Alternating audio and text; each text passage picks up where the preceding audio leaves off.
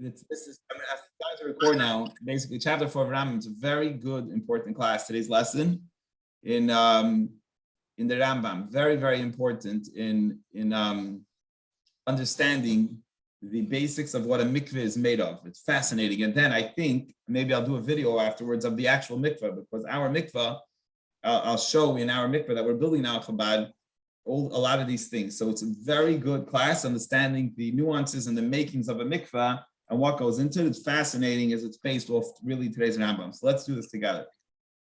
So far in the Rambam, we discussed what's considered a chatzitza. That was like chapter 2 and 3. What's considered something that separates the body, that is not completely submerged in a person. And then the halacha yesterday, which was Shabbos, which we didn't record here, was on vessels. What's considered a chatzitza, a division, a substance that's separating their body from being submerged in the water. Today, we're learning about what is a mikveh, how much water needs to be there, or where could the water source be from. A lot of these halachas, because we discuss it often, is a pool good or not? This is the subject in today's Rambam, which we're going to talk about. Din Torah, from the biblical perspective, pure biblical, without the rabbinic additions in halacha 2, the law of Torah is shekol mayim mechunasim tovlim behen. Any water that's collected in a body, you have a body of water, you could tovlim in them. Any body of water is good. Doesn't matter exactly what the mikveh is made from. Shenamar, like it says in the Torah. Why? The Torah says in Chumash Vayikra, in the 3rd book of the Torah, mikveh mayim mikol makom. It just says you got to have a mikveh, which means a gathering, a collection of water, and that's it. And you go into the collection of water and you're good. That is the biblical perspective. But what is a requirement, technicality that's necessary in this collection of water? That there should be enough for a person to submerge, and has to be big enough for the entire body at one time, because the mikveh can't be one part of the body at a time. It has to at least be the one requirement biblically has to be from the Torah that are big enough for the body to submerge at one time.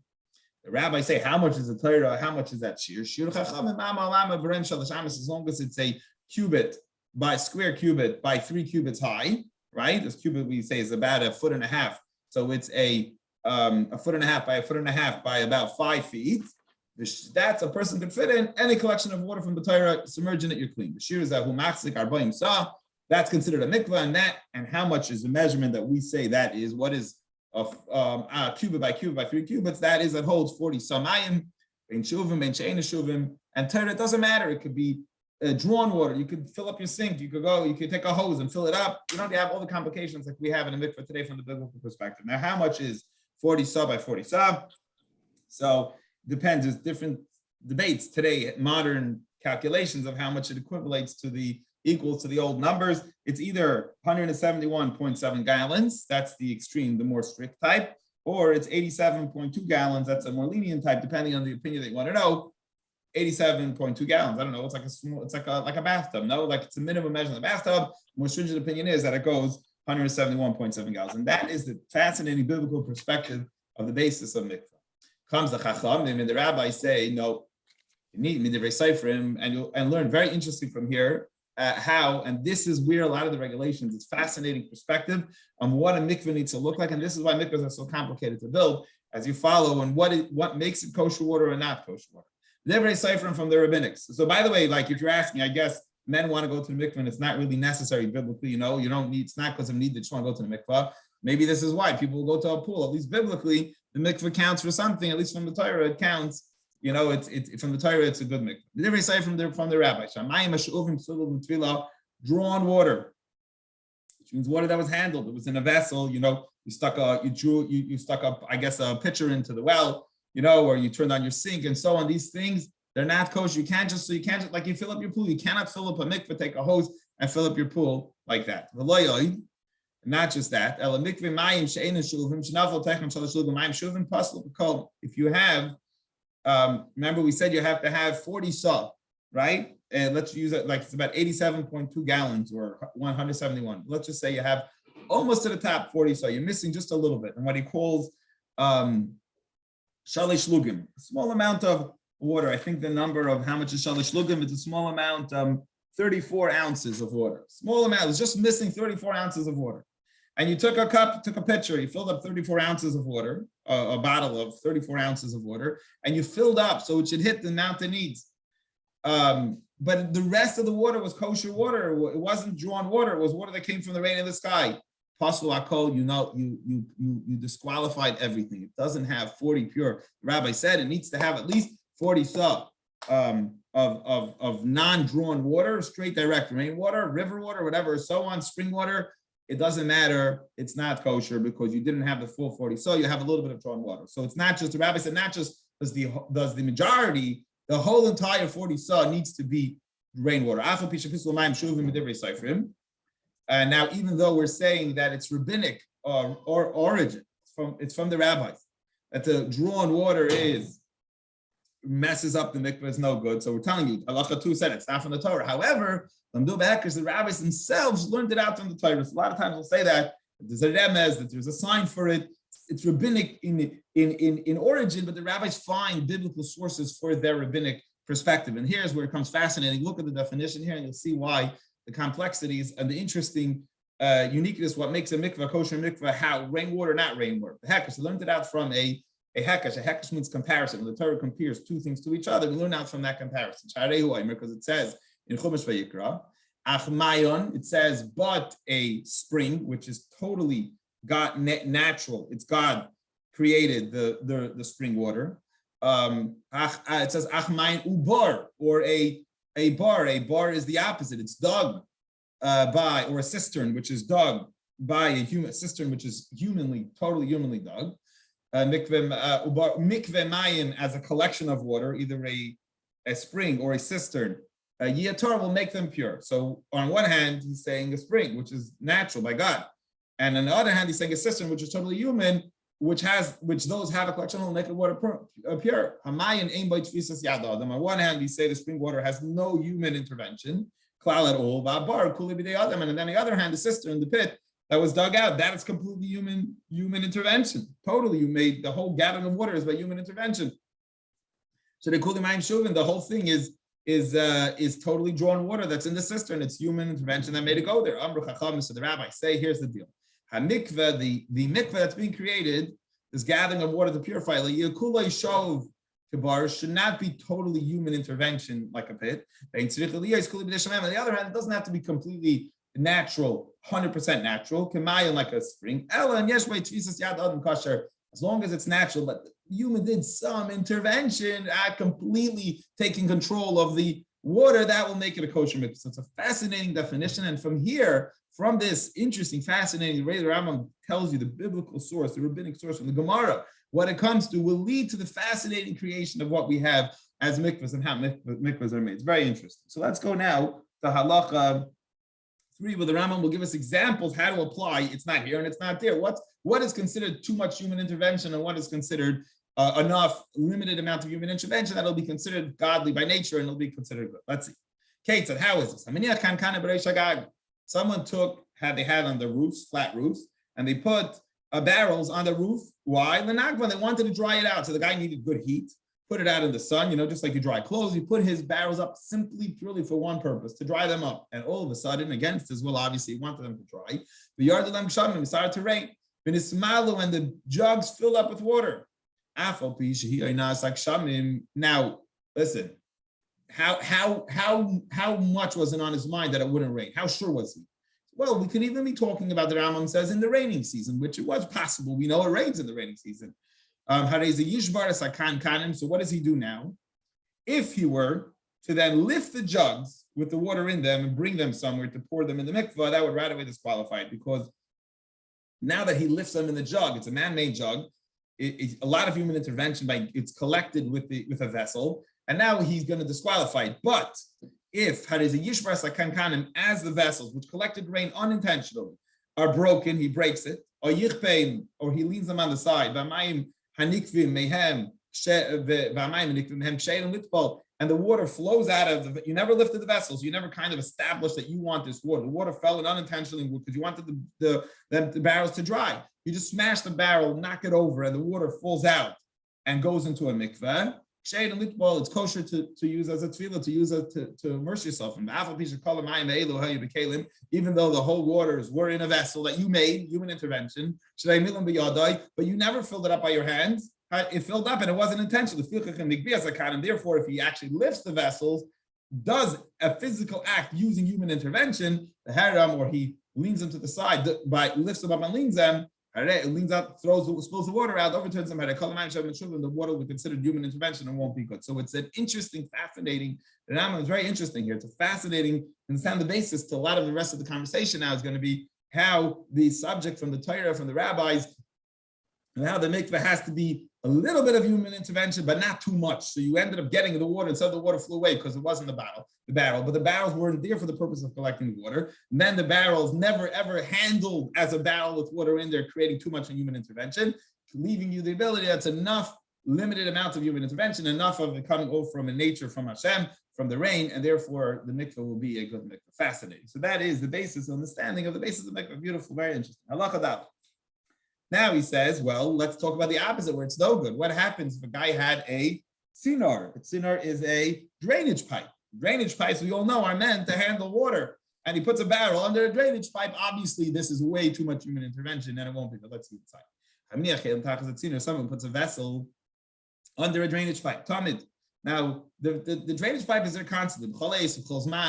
It's always there. You don't move the drainage pipe. So in other words, it could be the drainage is not such an issue because you're not putting the drainage pipe here specifically to collect water. The drainage there is maybe to get your rain off your roof or whatever. There's a pipe there. And then, so the drainage pipe is not as much of an issue because it's kind of permanent. Let's see. And and then you go and you place vessels, utensils under that drainage pipe. And I don't care what kind of vessel it is. You know, even vessels, big ones, small ones, even ones made out of stone. And stoneware is a little bit less of an issue because the vessel itself is not a receptacle to impurity because stones, as we discussed in the Rambam earlier, is not susceptible to impurity. And it filled up with rain. I don't care what kind of vessel it is. It's disqualified because obviously a vessel under a drainage pipe is there to collect water. This is pure human intervention. And if you turn the vessel upside down, or you broke the vessel, so in other words, you're going to say, wait, I'm not going to lift the vessel up. I'm just going to do the trick that I did before when it was on the roof. I'm going to push it on the side. I'm going to break it. And then I'm going to have the water that was collected go into the mikvah. No, you already messed up. You already had the vessel there under the drainage pipe. That water is kishum l'chol davar. It's considered handled water. It's considered human intervention. It's considered that it was a person collected that water. Because originally when the vessel was under the pipe, that was intentional. Because what do people use drainage pipes for? Drainage pipes are made to collect water. And you put a vessel under there, I'm sorry, your water is considered human intervention, even though, it dropped straight from the heavens, straight into the drainage pipe, straight into the pitcher. And I broke the pitcher. No, a drainage pipe with a pitcher is considered human intervention too much, and that it's considered water that was she'uvim, handled water, and therefore it's no good. Even let's say, what if it was a real mistake? He forgot the vessel's under the pipe. You know, someone left it there, comes back a while later. I don't care. Psulim, the water is still possible. It's disqualified. Because the rabbi said, listen, how are we going to differentiate? The guy's going to say, oh, I forgot it there. I put it there on purpose. No, the rabbi said, we're going to make it, we're going to concern if someone does it on purpose to someone who does it by accident, we're going to be concerned about that, and we're going to say all drainage pipes with vessels under them, the water is too much handled, and so even if you forgot it there by mistake. Now let's talk about another way where water could collect. Someone has vessels in his yard, and it's raining. There's a lot of clouds outside. Everybody knows what's going to happen. And the guy goes out and he puts out pitchers outside. And the jugs fill up with the pitchers, the jugs, whatever, fill up with water. Psul, the water again is disqualified because it's very intentional here. It's very specific. The human is intervening by putting out vessels when it's raining, wants to collect the water. And the same thing is, even if you forgot it, you didn't do it on purpose. Same decree. Vessels that are put outside in the rainy season, even if it wasn't, you forgot, you messed up, it wasn't intentional. I don't care. Vessels that are put out in the raining season when there's a lot of cloud, not just raining season, there's a lot of clouds outside, and you put your vessels outside, that is too much human intervention, it's handled by humans, too intentional, and therefore it's no good. However, if there were no clouds, it was a sunny day, and you put your jugs outside for whatever reason, and all of a sudden the weather changed, so it clearly wasn't intentional to collect the rain, there wasn't a cloud in the sky. The clouds were not rain clouds, and then the clouds came. And they look shading the waters are kosher to be used for a mikvah. It's the same scenario as a guy putting the jugs, the pitchers in his roof to dry them. It was very clearly not intentional for them to get water. He either put it on his roof for them to dry, or he specifically put it in the yards when there was no clouds. That obviously was clearly not his intent. And therefore, when water came, it wasn't very human intervention. The same thing happens if you put it outside when the rain was supposed to come, and guess what? It didn't rain. Clouds spread out. In the clouds left, and then the clouds came back, and they became full, heavy, and they look shade, and the pitches are good because even though you put it out when there was supposed to rain, the rain left, so you never your intent originally wasn't there. There's no point in pitchers being outside when you don't see clouds in the sky. And then the clouds came back. Since it had that moment where there were no clouds there, it's kosher. It's not considered too much human intervention. And now, once the water came kosher into the pitchers, again, if you lift it up, we're back to the problem because you lifted it up with water. So you make sure to break them or just knock them over. Those waters that collected in them are considered kosher. And there the Rambam establishes the intent and the location. And these things are basic understanding of the intent of how much handling the water is too much or too little. And it gives you two more interesting examples that would take place in the olden days to understand how it would work. So let's first talk about a person who applies lime. So these people who do lime had a large container and he forgot his container in the mikveh. Now, and in the mikveh, maybe it was an outdoor mikveh, I guess, or something. I'm not sure of the case. The rain came down and the rain filled up everything that's there. So the guy was a lime guy. It had nothing to do with, wasn't intending to collect water for mikvahs or so on, or maybe this was just an aligned working location, happened to have an area where people could use it as a mikvah. In other words, maybe it wasn't intended as a mikvah. It was just a big hole in the ground that was a kosher mikvah in theory. And the guy left his big jug that lime people use over there, these large containers that the lime people use, and it's the lime filled up with water. Now what happened was the lime was in a mikvah, was in an area where the water collected. Guess what happened? The water evaporated and left. The water that was in the jug stayed. Maybe it was a good container to hold the water, the rainwater. But the rest of the mikvah just left a little bit of water left. A lot of it evaporated. And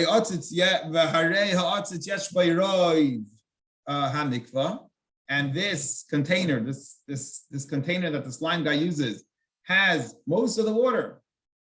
So he has a whole mikvah worth of water in this big container that the lime people use. And there was a little bit of water left in the mikvah. He can break, he breaks this container that these lime people use. It's totally kosher because the water originally went into the lime guy's container unintentionally. There is a little bit of water left in the mikvah showing that, hey, we got some water for the mikvah, even though a lot of it left it, or maybe didn't rain enough in the rest of the mikvah, breaks the container, never handles it kosher because it's totally unintentional when it originally the water came down.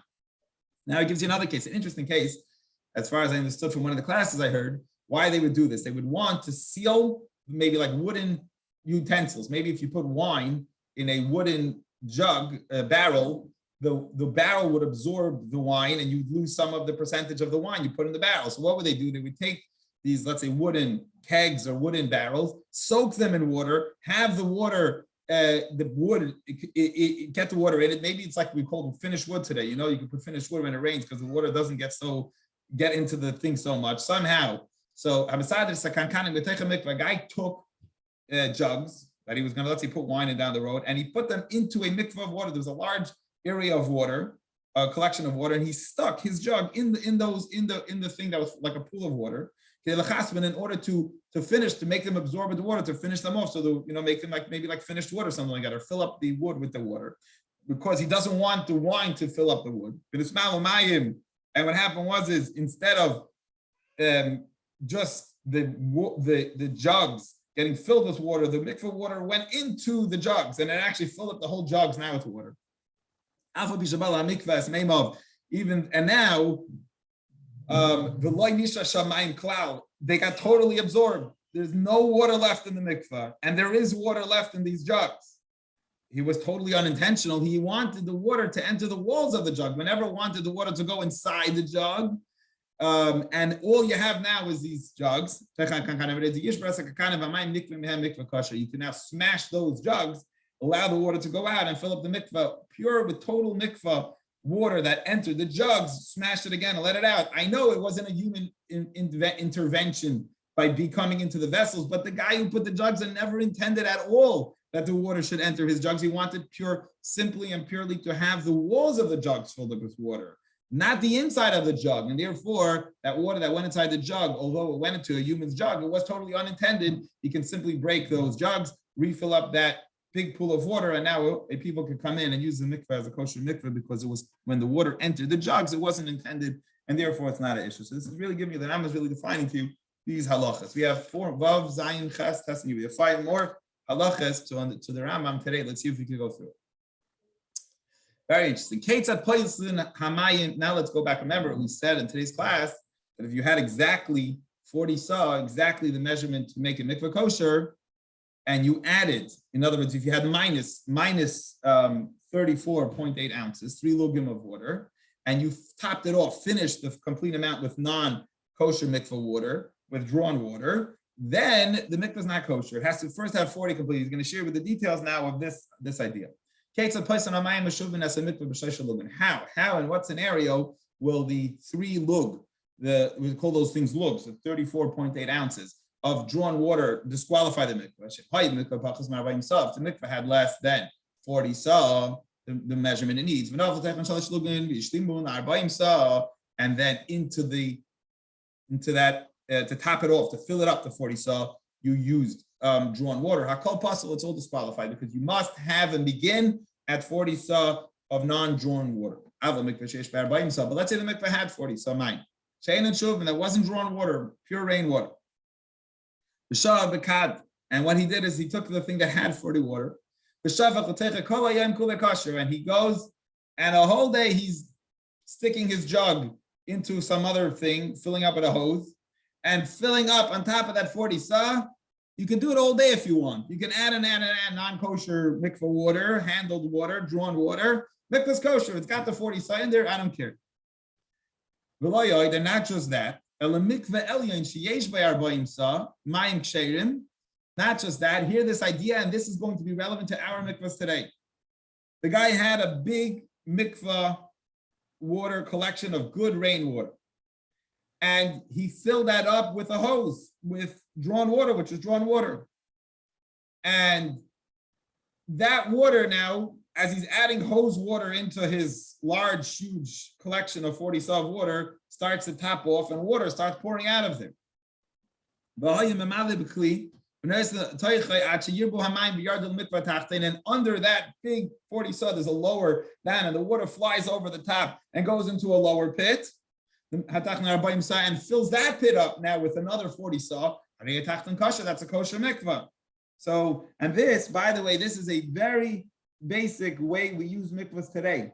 Okay, this is something that we use today to make mikvahs kosher. We're going to call, it's called zriya. I believe it's called a mikvah of zriya, which means, and I believe that's, if you go to the mikvah at Chabad House today, you'll see next to the big mikvah is a large cavity in the floor that holds these gallons and gallons of water, 171 or 8 gallons of rainwater. Then when Rabbi Chazanov is going to want to fill up the main mikvah where people are going to toivel in, he's going to do something called zriya. He's going to take a hose.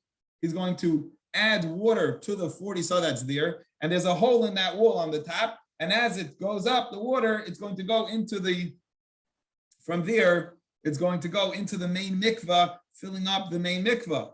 And then that new main mikvah will actually have new water, which a lot of it came through zriya, through the water that came from a hose. But since it went in and through the 40 saw of kosher mikvah water, the new mikvah is going to be considered full pure mikvah water. It's called zriya, and that's one of the ways, very fascinating, halacha vav, how we have mikvahs today. Now, let's go on.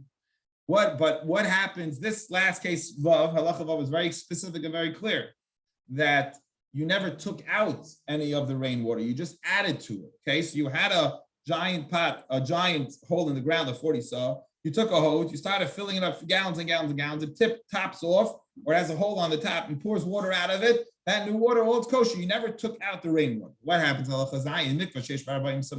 had exactly 40 saw of rainwater in your mikvah water. So guess what? You took a bottle and you put another saw, a few gallons of took one of those big 5-gallon bottles of spring water, and you took it and you poured it, you ordered it in the truck, and you poured it inside the mikvah. Then you stuck that barrel, you then stuck that 5-gallon barrel, big bottle of water into the mikvah and filled it up, making the mikvah go back to 40. So it's kosher because when you started, there was exactly 40 saw kosher water there. Then you threw in another one, tapping it off even higher. Then you took out from that thing. And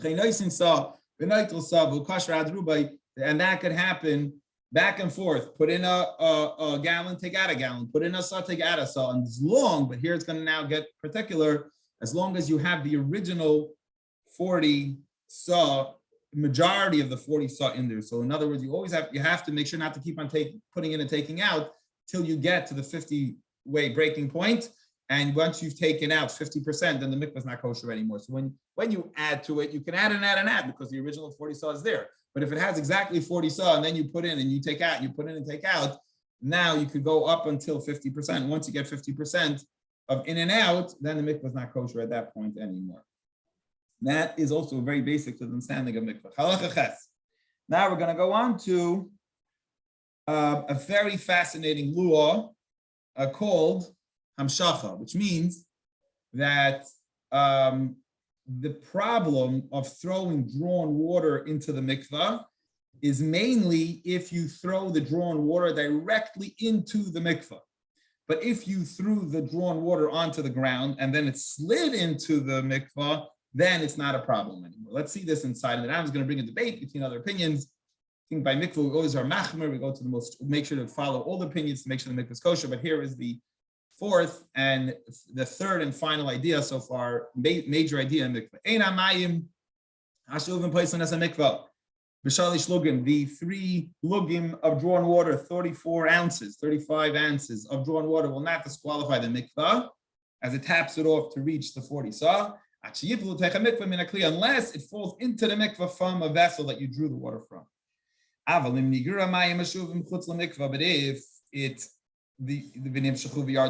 you pour the water, drawn water outside the mikvah, and then it slowly went downhill into the mikvah. Fascinating, the Rambam says this drawn water at that point will not disqualify the mikvah until you make it 50-50. So in other words, let's say you had 50%, 20 saw of rainwater, and you had 50%, the next 20 saw of drawn water, and you did this trick. Instead of pouring it straight into the mikvah, you went into the side.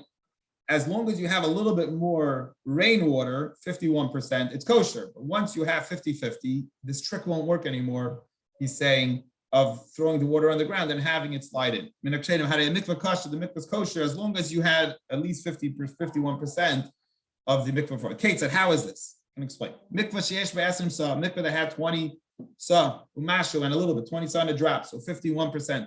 Mayim kshein of kosher water, of rainwater. And he was drawing water, but he was pouring it down on the ground, allowing it to slowly slide into the mikvah. And the water continued going down, whether they were like sliding along on the dirt, on the ground, or they were either going in some kind of a pipe, but it wasn't thrown into the mikvah. But it had to be piping, the correct kind of piping, which is not disqualifying the mikvah. So can't be a vessel. If once they use a receptacle and utensil, no good, because now that thing you threw it into slide into mikvah is alone a vessel, and that will disqualify it. It had to be done in a way that it wasn't put in a utensil that has a receptacle and so on. A kosher, the mikvah is kosher. Even if you put in 1,000 saw, so there's at the end of the day, there's much more water that was drawn than that. But you started off with 51% kosher water and then added to it, you're good. Even though you have much more not rainwater because you had 51%. And by the time you got to the number 40, the magic number 40, you had more rainwater than non-rainwater. You had a kosher mikvah, and then all the water you had is good. Because the drawing of the water that you threw on the ground that slid into the mikvah, it's kosher. As long as you had the majority of the original 40 saw of rainwater, it's good.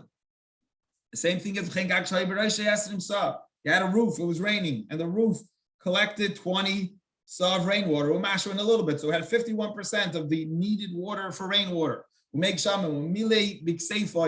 he took his shoulder and started filling up and put down 49% of drawn water, a little bit less than half. I'm sorry. If he poured it directly, that's why if he filled it up with his shoulder, meaning not on the ground, he put it directly the next 49% into the mikvah, nothing, everything's not kosher. But if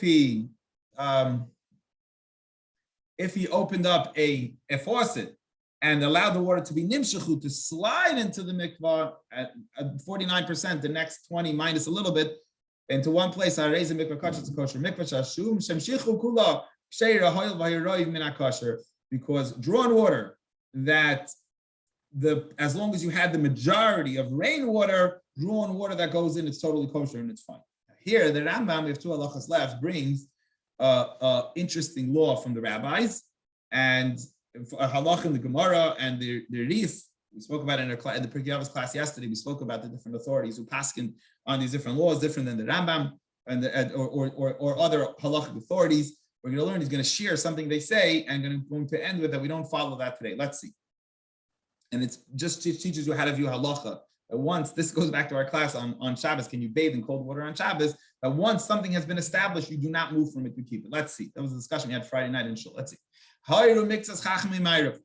The scholars of the West, some of the scholars of the West, I think in one of the classes they heard it was talking about the Rif, the halachic authority, the Rif. And they said, since the rabbis of the Gemara said that as long as the water was drawn, went on the ground, wasn't thrown directly with your hand, the drawn water into the mikvah, but it went on the ground, it's pure. He's saying we don't even need, he's going to bring an opinion that disagrees with what he said formerly, that the water needs to have majority of not drawn water. He says, they said, hey, the rabbis in the Gemara said, if you throw the water on the ground and it falls into the mikvah kosher, make your entire mikvah, that the whole 40 saw out of that, the original. And he says that the opinion in the Talmud that said, no, you got to have at least 51%, the majority, 20 saw and something in the mikvah before, and that's kosher rainwater. Divrei Yachid is only a singular opinion in the Gemara. Okay, and they already was pushed off by the other authorities in the Gemara. Because they hold that water that is not directly thrown into the mikvah, but it's put on the ground and drawn slowly into the mikvah, that everybody agrees it's kosher. The three different and the halachic authority who said this said, according to this opinion, he used total human intervention with a vessel. And then he poured the water on the ground, and they went on a slope down the ground. It's a totally kosher mikvah. It could be done drawn water. And therefore, all of our bathhouses should be kosher because they could simply not throw the hose into the pool, throw the hose outside the pool, let the water go into this collection of water from the outside. You have a kosher mikvah because all waters, many waters from the bathhouses, that's how it would come to the bathhouse, I guess. However, the Rambam says we have never seen, even though this authority says this, and this is based off the Gemara, and it seems to be correct to the Gemara, the fact is nobody does this. And once a custom has been established to be done, cannot push it off. This is the way it's done. That's what we spoke about in Shabbos about taking a cold mikvah, cold bath.